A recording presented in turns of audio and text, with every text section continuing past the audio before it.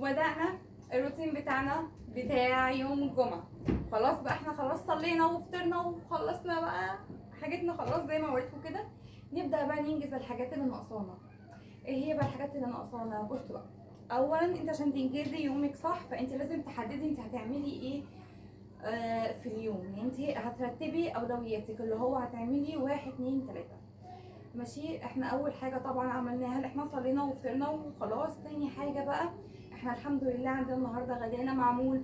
لو مش معمول يبقى هتعمليه عشان تبقي فوقتي من اللي وراكي كله وتبقي خلصتي ترويق شقتك لو هي محتاجه تتظبط حتى لو حاجات بسيطه، بحيث ان هي ايه تبقي فايقه من الواجبات اللي عليكي انت كماما. ماشي. فاحنا بقى المفروض نعمل ايه دلوقتي؟ خلصنا بقى واجبات كماما، ندخل بقى واجبات كايه للاطفال. شوف بقى اولادنا محتاجين ايه. مبدئيا كده انا بحب ابدا بلوكا بمليكه. ليه؟ حاجتها بتبقى سهله نوعا ما عن محمد.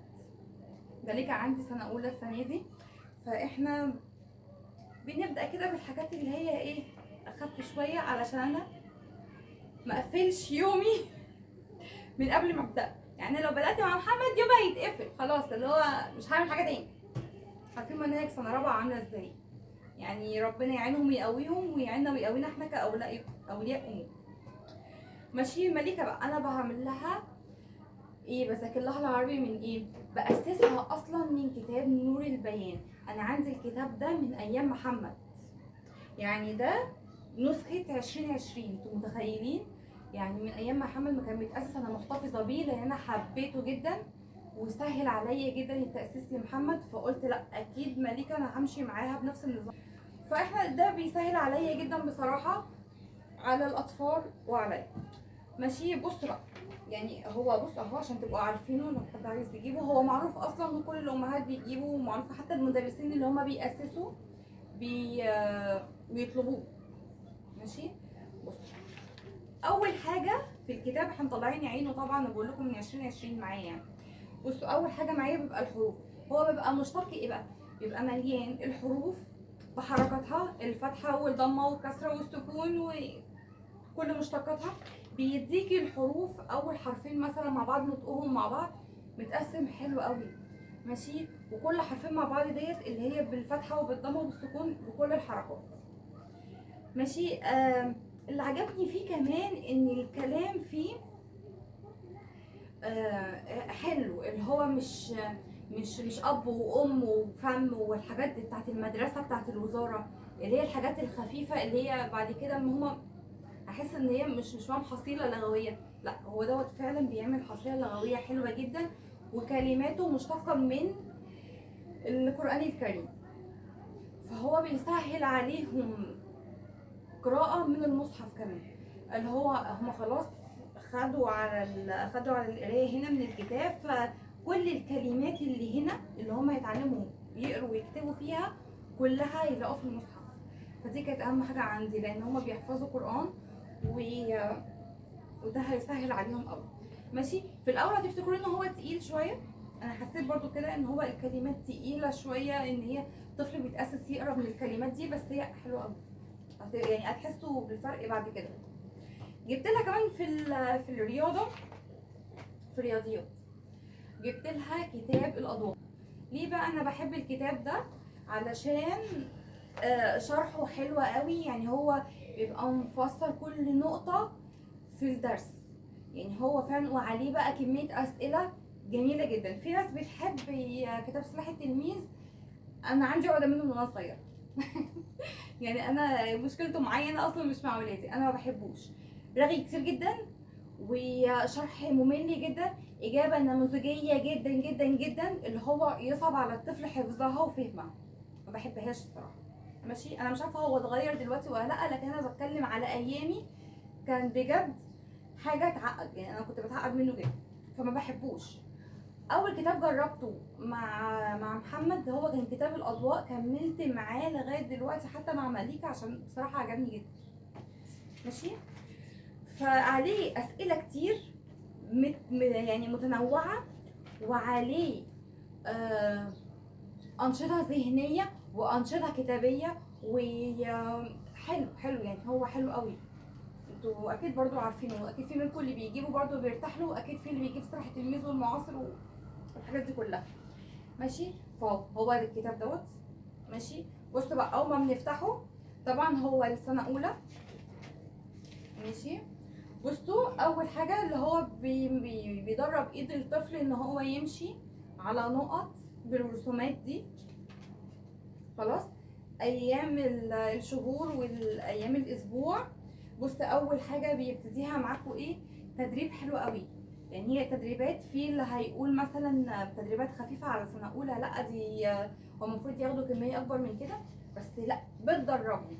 يعني انا عندي مليكه ما شاء الله واصله لمرحله معديه كل دوت، بس اللي هي بتدربها اللي هو عارفين انتوا كتر التكرار.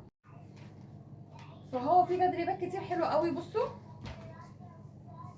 بس انا مش عارفه هي الصوره هتبقى واضحه ولا لا، بس طبعا اللي معاه الكتاب بيبقى عارف انت ممكن تروحي اصلا للمكتبه وتروحي تفتحي الكتب. يعني انت بتطلبي يقولوا انا عايزه كتب سنه اولى الخارجيه او اي مرحله انت فيها، بتروحي وبتفتحي الكتب بنفسك وبتشوفي كل التدريبات بالشرح بكده، وبتشوفي احسن كتاب انت ارتحتي ليه في الشرح انت كأم. وطبعا انت عارفه دماغ ابنك او بنتك بيبقى ماشي معاهم انهي نظام، النظام السلس السهل، النظام اللي هو اكتر متفسر اكتر كده. ماشي، بصوا بيبقى فيها برضو اللي هي توصيل الوان، عد واكتب، الكتابه كتابه الارقام بالحروف بالنمبرز. ماشي، حلو قوي قوي قوي. فيها ترتيب التصاعدي والتنازلي، فيها السابق والتالي، فيها ايه تاني، فيها كل حاجه. الكتاب حلو قوي. انا بحب كتاب الاضواء، انا جايبه لها بقى كتاب الاضواء ده في كل حاجه ما عدا العربي طبعا اللي هو ايه، نور البيان مع كتب المدرسه بحبها. ماشي، طبعا انتوا عارفين كتب الوزاره بتبقى مش ملمه قوي وما فيهاش اسئله كتير وما فيهاش شرح كفايه، يعني كافي ليه. ماشي، محمد بقى غيرت له المعاصر. الميس اللي طلبت مني المره دي اشتري المعاصر مش الاضواء، مع اني بحب الاضواء قوي، بس المعاصر. وفعلا انا هرجع للاضواء تاني. المعاصر حلو بس مش مريح. عارفين انتوا لما بتمسكوا كده الكتاب وتفتحوا وبتاع، مش مريح للعين بالنسبه لي وبالنسبه لابني. يعني اللي هو الكتاب مش مريح للعين، الخط صغير برضو عن الاضواء فبرضو مش مريح معايا. الصفحه ذات نفسها لونها مش ابيض كده، انا بحب الصفحه اللي هي البيضه في الكتاب. عارفين انتوا الحاجات اللي احنا بنركز فيها دي بتساعد قوي في المذاكره. يعني ان هما ايه، يعني نفسهم تتفتح كده. انا عن نفسي لما كنت بذاكر كنت بفتح كده الكتاب، اول حاجه عينيا بتيجي عليها تقسيمه الشرح، الخط عامل ازاي، الصفحه عامله ازاي، الكتاب ذات نفسه متنظم ازاي. ماشي، دي اكتر حاجه بتشد الطفل اصلا في المذاكره. فانا كتاب المعاصر مش شدنيش في حاجه زي كده بصراحه. ماشي، بس حلو كشرح كتدريبات، هو كحاجه هو حلو، بس انا النقط دي بتفرق معايا برضه.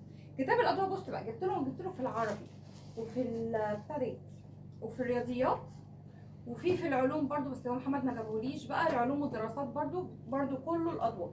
ماشي، الشرح فيهم حلو جدا. بصوا الصفحات حلوه، الشرح يعني الكلمات بخط كبير وواضح لاي طفل. الشرح سهل وبيقول لك يعني تدريب امتحان يعني كده، فاهمين؟ وفيها تدريبات شامله على كل درس وكل وحده. طول ما انت ماشيه بتحلي في تدريبات، طول ما انت ماشيه بتحلي في تدريبات، وافكارها حلوه. بيجيب لك الافكار بتاعت امتحانات السنين اللي فاتت بتاعت دلوقتي. فبالنسبه لي انا كأم حلوه قوي. بصوا بقى كتاب العربي كبير شويه. كتاب العربي كبير شويه بس حلو، اللي هو برضو تدريباته حلوه، اللي هو التكرار يعني مش شطور زي ما قلت لكم، مش شطور ها. بس فانا دلوقتي بقى ايه، بقعد اذاكر الاول لنفسي وبعد كده اذاكر لهم هما الاول. يعني انا بقعد الاول احل كده الدرس، اشوف الدرس النهارده اذاكر لهم ايه هو، بقعد اذاكره انا وبقعد اقرا الاسئله بتاعته، وبشوف ابسط طريقه اللي انا اوصل لهم بيها المعلومه وبتبعها. يعني انا مثلا دلوقتي هبدا بمليكه زي ما قلت لكم، عشان انا بقفل من محمد لما ببدا بيه. المواد عنده تقيله جدا، الله يكون في عونه وعون الاطفال كلهم. ماشي، فهبدا بمليكه الاول، نشوف الواجبات اللي علينا كلها. وهشوف بقى هي ناقصها ايه في الواجب هعمله لها، ناقصها ايه في المذاكره، وهنذاكره ان شاء الله وهنخلص كل اللي احنا النهارده فرصتنا ان احنا النهارده ما عندناش تمرين، ما عندناش حاجه خالص، قاعدين في البيت اليوم كامل. فهنشوف بقى ايه اللي ناقصها وهنعمله، وبعديها على طول هنفصل وندخل على محمد. اهم حاجه تفصلوا يا جماعه الاطفال دول، ما ينفعش ابدا ان هم يكملوا ساعه كامله مثلا مذاكره ومن غير ما يفصلوا، وبعديها بربع ساعه ونص ساعه. ما ينفعش مفيش استيعاب، هيبقى له استيعاب. انت مهما تشرحي من هنا لبكره مفيش ماشي. فلازم الاطفال تفصل كده، تاخد بريك شويه، اللي هو قوموا اتمشوا، قوموا اشربوا عصير، قوموا حركه كده شويه، كلهم مع بعض يلعبوا، يعملوا اي حاجه، يفصلوا شويه بس. الفصلان ده ما فيهوش تليفون، ما فيهوش يوتيوب، ما فيهوش تلفزيون، ما فيهوش جيمز، ما فيهوش اي حاجه خالص اللي هي بتعطل وتوقف الدماغ. طبعا انتوا فاهميني كأمهات ماشي. لكن يفصلوا بايه؟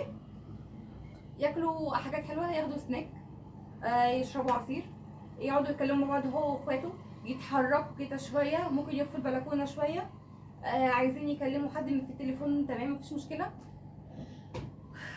بس. ونبدا بقى معركتنا ان شاء الله. يا رب تكونوا استفدتوا معايا النهارده. انا خلاص انا كده يعتبر يومي خلص خلاص، ويا رب تكونوا استفدتوا معايا في الروتين بتاعي النهارده، وان شاء الله هنكون مع بعض في روتينات تانية كتير.